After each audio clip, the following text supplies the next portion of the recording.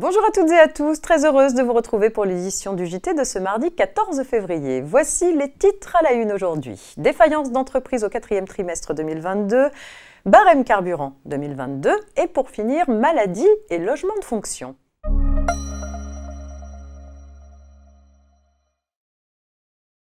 Avec 12 256 procédures collectives ouvertes entre le 1er octobre et le 31 décembre, le niveau des défaillances d'entreprise reste fort sur le quatrième trimestre 2022, après une hausse exceptionnelle au trimestre précédent. Selon la dernière étude d'Altares, l'année 2022 enregistre ainsi une augmentation des défaillances inédite, avec 49,9% d'ouverture en plus.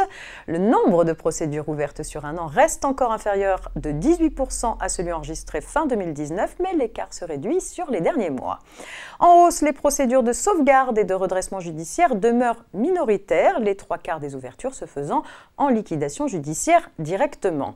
Les secteurs les plus fragilisés sont ceux du commerce de détail, de la restauration et des services à la personne. Restauration, maçonnerie, boulangerie, coiffure et café concentrent 20% des défaillances. Aucun territoire n'est épargné, avec tout de même une meilleure résistance en Île-de-France et en région PACA. Les TPE-PME et les jeunes entreprises sont particulièrement touchés.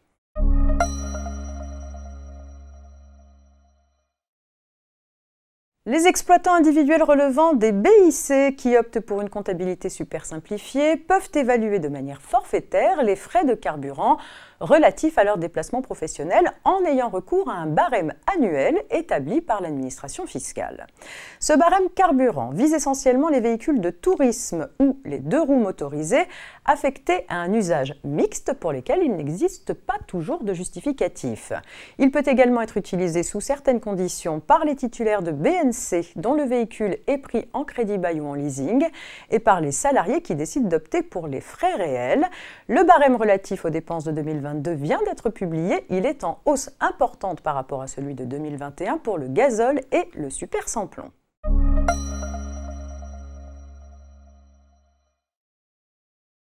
Maladie et logement de fonction pour terminer avec l'affaire suivante. En conflit avec son employeur, un salarié avait bénéficié d'un arrêt de travail pour syndrome anxio-dépressif.